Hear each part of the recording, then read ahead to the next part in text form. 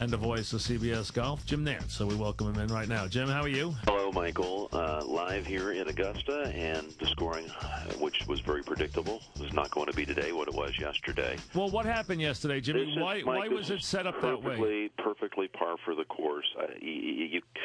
I think that the course set up always on Thursday, and I think it's a smart thing to do, is set up to be rather benign, so there's some good scoring, create some excitement for this tournament, some energy, and then Friday and Saturday they start making it a little bit more difficult, and Sunday it'll be back to being accessible again.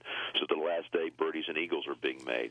But so this is a setup they used to use for years, and then then they went through a stretch where they just made it just rock hard all the time and difficult to score. This is the traditional way that the Masters tournament was played. And I watched Tom Watson last night, who really is such a good guy, and he's so bright about what he says. And he says, "Listen, I'm going to be honest.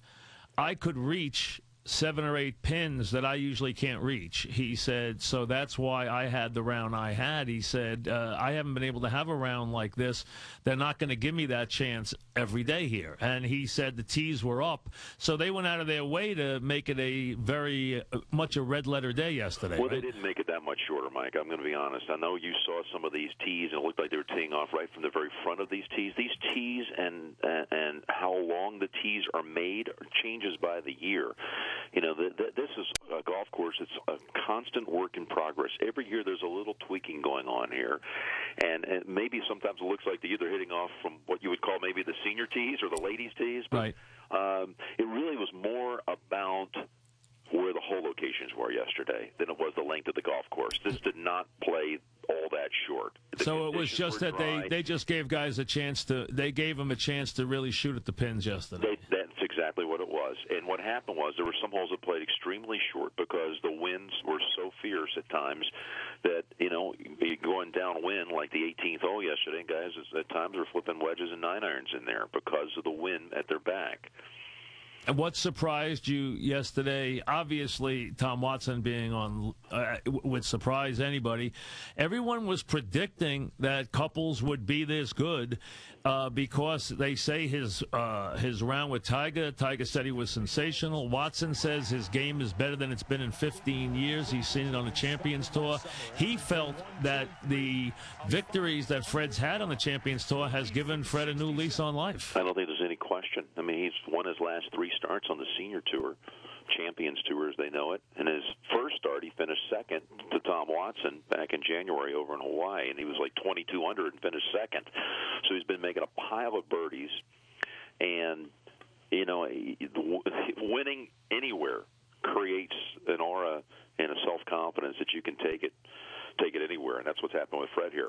And a guy that, it's funny, a couple of years ago, you and I were walking around the course. You were giving me a tour the first time I was there. We ran right smack into Ricky Barnes, and we were chatting with Ricky Barnes about basketball. And Ricky Barnes right now is sitting at 6 under along with Ian Poulter, joining Freddie at 6 under par. And right now only 10 guys on the course under par, which shows you how much tougher today is. Is Ricky Barnes a guy who's got a game together enough to win this thing? It would be a shock. And this is the first time Ricky's been here since you were here. That was 2003 when you were here, Mike. And that's the only time Ricky's competed here. And he was an amateur then. And he held up until about midday Saturday. He was like one off the lead through 45 holes of the tournament. You know, Ricky was a part of the story last year at Bethpage. That's how he qualified to get back here off of his high finish at the U.S. Open. It got him into the Masters. But, you know, the story today, again, Freddie's even through 11 holes. Yep. Tiger's even through 8 holes.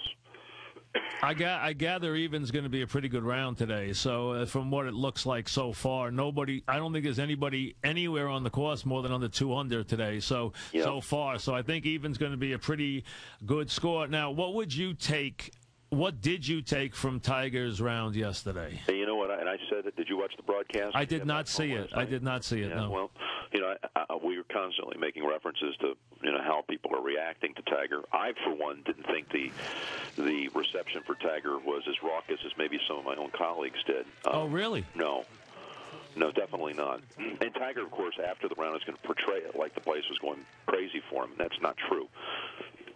I think he wants to try to make it sound like everybody's supporting him 100%.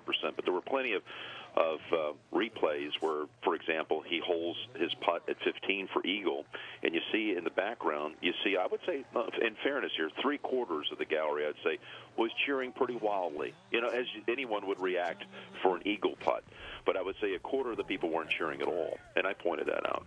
Oh, and I think on the first tee, it was a warm ovation. I mean, when if you get three-quarters support there, it's going to be pretty loud. But there were, at times, people that just, they weren't being distracting, but they just were not going to join in the celebration.